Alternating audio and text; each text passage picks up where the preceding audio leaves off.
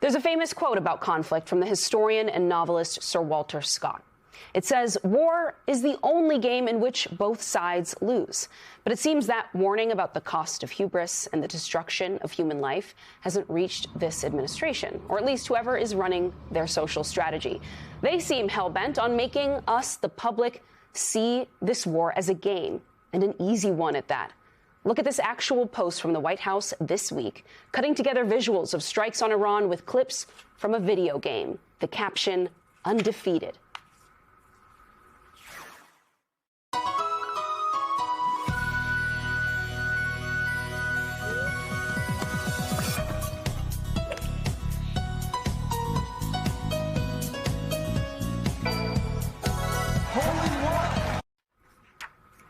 It is not exactly new for this administration to pump out AI slop, memes, and glorified violence on social media.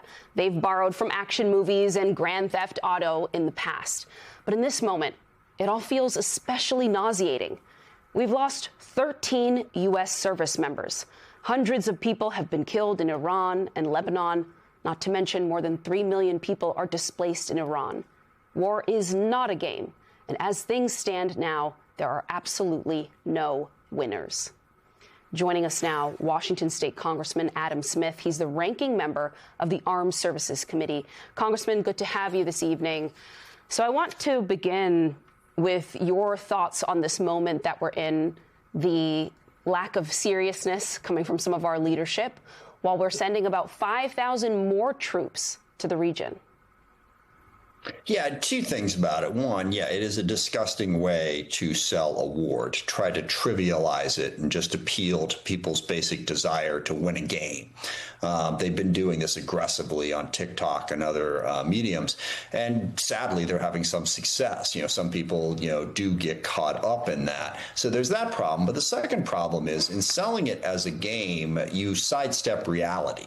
And you saw that in Secretary Hegseth's presser yesterday when he was trying to explain that, well, no, the Strait of Hormuz, it's open. The only problem is the Iranians shooting at the ships going through, which, but that's the problem. So clearly they didn't plan for how to make sure the Strait of Hormuz would stay open or the sheer cost of it.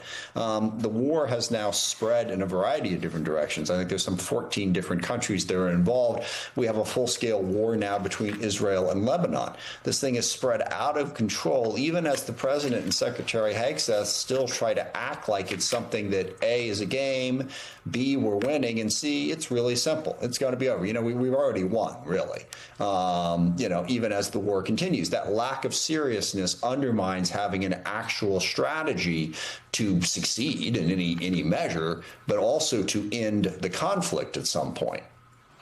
Speaking of a strategy to succeed and to end the conflict, Congressman, I want to ask you your thoughts on the mixed messaging that has been coming from many of your Republican colleagues, both in the House and the Senate, when asked about what the end game here and what an end looks like. I want to play very quickly some sound from Josh Hawley, Senator from Missouri, and just get your reaction on the other side. I mean, what is there really that's left to do that we haven't already done? I think we ought to say to our heroes, thank you for a job well done. This has been absolutely amazing. It's been astounding. It's been historic. And now it's time to declare victory. Congressman, when you hear that, what message does it actually send, and how is it consistent with what the president is saying about the need to push forward? I mean, that gets into the details problem. Okay, we don't like Iran. We know that. We have conflict. We have reasons for that. Iran's, support for terrorist groups, a whole bunch of different things. But what are we trying to accomplish? And really, it's sort of in two buckets. And they're very different buckets, even though they tend to be confused by people like Senator Hawley and others who are proponents of this war. One is we want to degrade Iran's military capability. Well, one problem with that is by how much? And how lasting will that be? The enormous cost of this war that we've seen would seem to suggest that if we're going to degrade Iran's military capability, it better be significant and lasting. And there's not a lot of evidence that it's going to be, because that brings you into the second bucket, which is changing Iran. Now, that falls into a number of different categories. The ideal outcome for many would be regime change, the Iranian people rising up, having a legitimate government that replaces the Islamic regime that was put in place in 1979. Or short of that, maybe whoever winds up in charge is less hostile to the region. There's no evidence whatsoever that we are any closer to any of those goals on that bucket of changing Iran's government than we were when we started. Also, there's no evidence that we have even a plan that's going to get us to achieve that. And if we don't achieve that, then the first goal of degrading Iran becomes far less of an accomplishment. Okay, you've degraded them, but they're still there. They still have the same hostile intent, and they rebuild. So you haven't really accomplished that much. Now, I do hope that the president, for however he wants to think about it, takes Josh Hawley's advice and stops the war. I mean, if we can stop if we can stop headed down this path, that's better. But then we got to fix everything that came with it, and it makes it clear that there's no clear path for achieving either of those goals that I outlined in any measurable, understandable way. Congressman, we're reportedly running down on munitions. We have moved our THAAD batteries out of Korea. What does the war with Iran do to our military readiness elsewhere around the globe? Yeah, it's a big problem. And that's part of the whole cost thing. I mean, the easiest way to look at this is what's the benefit, what's the cost? I walked through some of the supposed benefits that we're trying to get to, but the costs have been enormous. I mean, first of all, thousands of people have been killed. We've lost 13 U.S. service members, massive global disruption to the economy. Like 14 countries now you really can't get in and out of. So the cost has been really, really high as we've gone forward. And that's certainly is one of the costs, which you outlined. So, stopping the war can begin to reduce that cost. So I don't think we've done a decent job of matching, the cost that we're paying for the benefit that we're getting.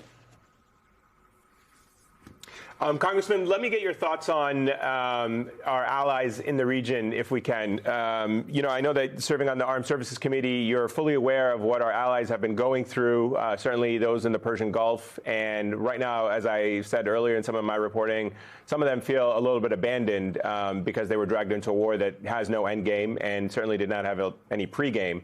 What are you hearing that you can share with us in terms of the contacts you're having from the region, ambassadors that are expressing anything to you about this? Yeah, no, they're very upset about the way this played out because they're bearing the cost of it. And look, this feeds into two major problems with Trump's foreign policy. One, it is all belligerence. There was a great, I don't have the quote in front of me, but the Financial Times shortly after the war started had a quote from some Mideast foreign policy official basically saying the U.S. is dragging us into this war, all these costs, and then they slap a 15% tariff on us, even as they're trying to ask us to help them with a war that we didn't want and that we're bearing the bulk of the cost for. So the rest of the world is looking at this and saying, we better find alternatives to a partnership with the U.S. because they are unreliable and very, very destructive. And the second thing is, Trump just approaches everything from the standpoint of he can bully it into submission. It's sort of the way he ran his businesses back in the day, filing lawsuits against everybody, not paying his bills. Just the assumption that basically if you have someone you disagree with, well, punch them in the face and make them basically say uncle. Well, now that he's punched someone in the face who isn't saying uncle, he doesn't really have another play. And the people who are paying the highest cost for this, obviously, are our Gulf allies.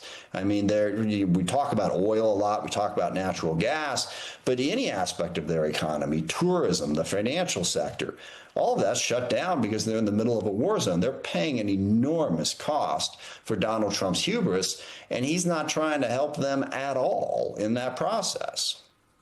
Congressman Adam Smith, thanks for your time tonight. Thanks for the chance.